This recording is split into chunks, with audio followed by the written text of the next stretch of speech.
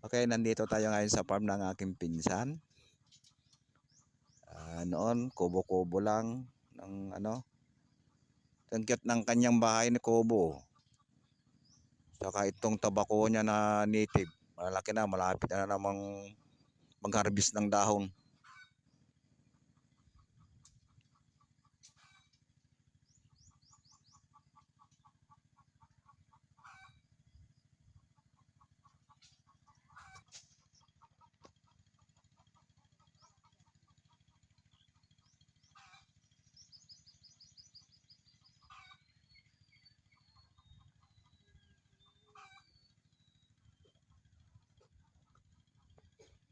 Bamboo house.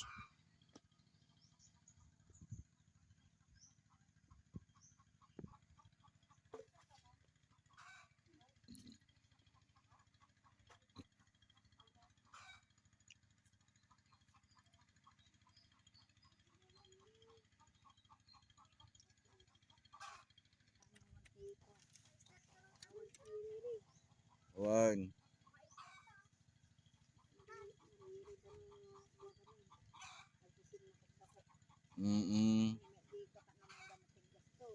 Pudno, pudno. Kanya-kanyang ano na.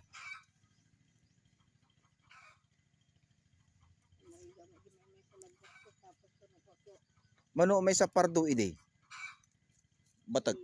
Ay, walang dito na nga nagagi batik mo di. 7.5 lang. Panang isukon. Ay? Isud ako matumay dito. Yes. Insukon mo lakandan ah. Yes. Tinawaran na yes napilot mo nga ide. Ganito magtuhog ng dahon ng tabakaw. Tagtabakaw na naman.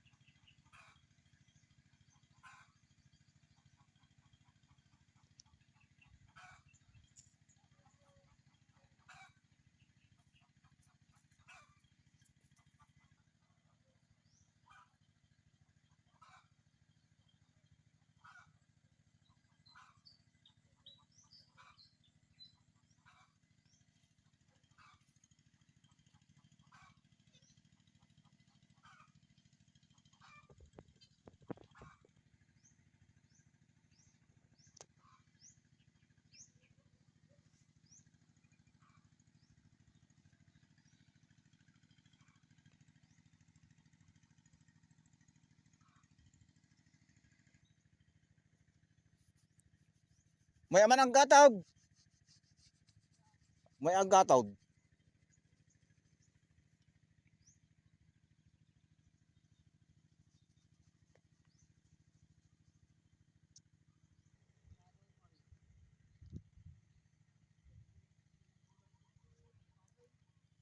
Itong mga walang dahon ay harvest na. Well, pwede nang harvestin tapos tutuhugin ito ng stick ng kawayan. Ayan oh. Tapos iipunin yan, dadalhin doon sa kamarin. Nalulumo ang nalulumo yan duman.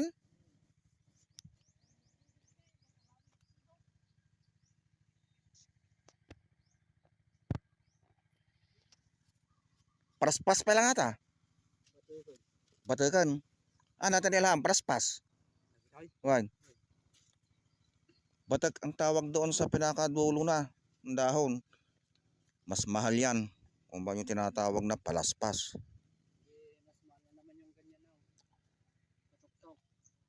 Yung padulo. Mas mahal daw yung padulo. Yung huling suloy. Mas mahal yun. Inaalagaan yun. Doble harvest to. Pagkatapos maalis o matangkalat ang mga dahon. Yung mga ibang suloy na naman. Aalagaan. Yung tinatawag na pabubong. Padulo. Mas mahal daw yun. Kung sa Ilocano ay patuktok. Yan, mga tulad nito. Ganyan. Katulad no, suloy yan no. Suloy yan kung tatanggalin yung mga talbo-talbos. Lalaki yan. Double harvest.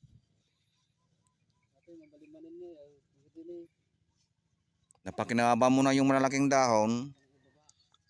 Itong suloy naman ngayon. Aba, maganda. Double pera. Ito ang sinasabi ko guys oh. Pag naubos ito, lahat na dahon nito. Yan, lahat ng dahon yan. Mauubos yan. Ngayon, magpapalit ng pinakasuloy. Katulad nito oh. Ang suloy nito, aalagaan ulit yan. At dito, tapos ipro-pruning dito sa dulo. At magiging ganito ulit yan. Mas mahal pala yung pinakadulo na dahon. Kung baga, ito kung tinatawag na batak. Ayan.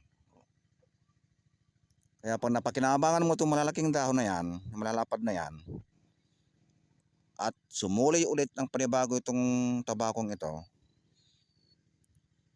panibagong ulit na pakinabang, pera ulit. Kaya maganda ang tabako. Oh, nakapagpatuyo na doon oh.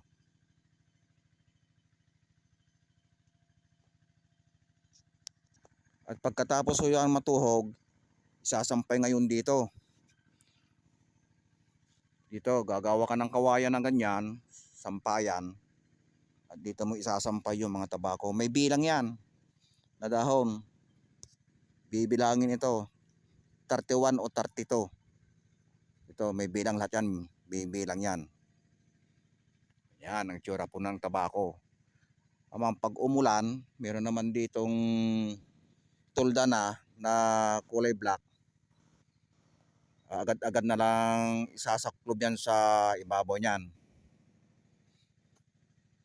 Kasi pag ito inaulanan, masisira ang dahon ng tabako. Mangingitim pati. Ito yung dating niyang pinagpunlaan. Punla, tapos i-transfer doon.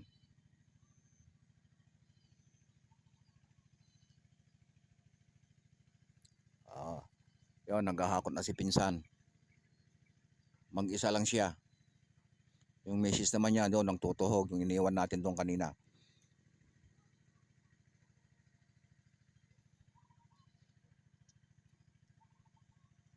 Ngayon, bumalik tayo sa kanyang kubo.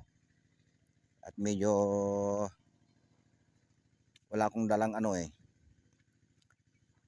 Yung pangtuhog na matulungan sana. Suyong kung tawagin sa Ilocano.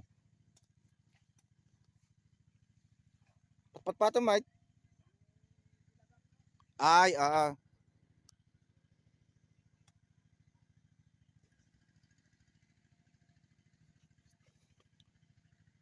Yun namang kubong yun, yung nagsisilbing silungan nila. Pag mainit, yan na sila magluluto. Pag mayroon mga datingang tutulong sa pagtutuhog ng dahon ng tabako. Cute.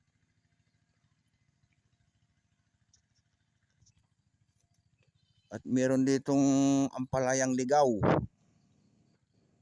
Yun o, daming talbos.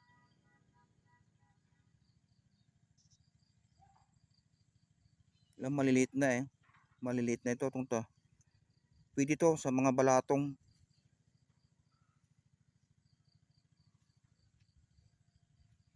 Meron din dito siyang tanim na talong. May gabi.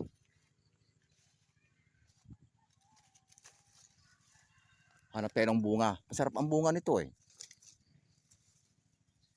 Pariya bakir. Walang bunga.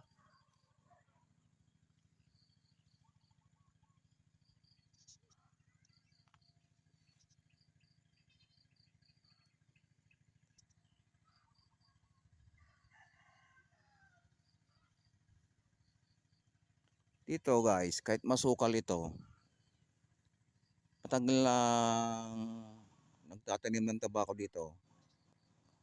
Wala pa kaming na-encounter na cobra o ahas.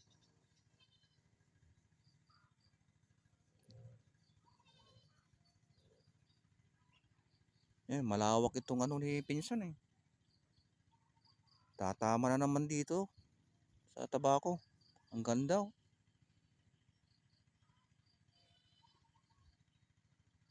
Lalo pag matsyamba mo yung mahal ng tabako, yung batik, maabot pa ng 15 o 12, kababaan na yung ano, 10 o 8,000. Ayan, isang pardo na yon. Pag naano mo naman yung presyong tsamba ba, ay tipak-tipak ka din ah.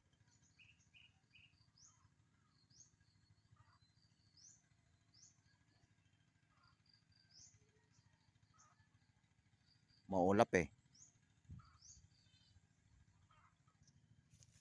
At ito naman mga dato yung dahon dito, ito yung mga pagkain ng mga kambing. Koral po ito ng kambing.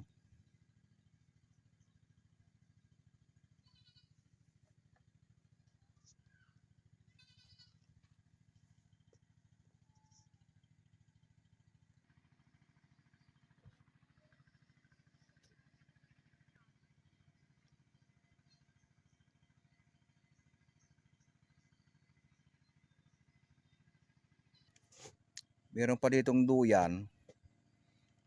Pwede ka na dito magduyan-duyan, no? Lamig.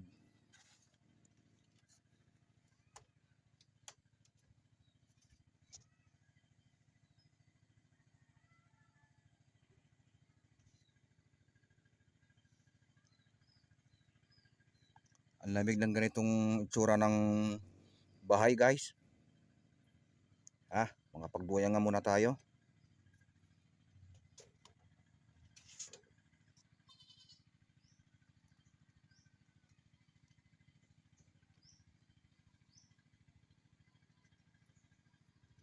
Kahit mababa ang bubong, kung nandito ka naman sa lilim ng puno, malamig din yan, guys.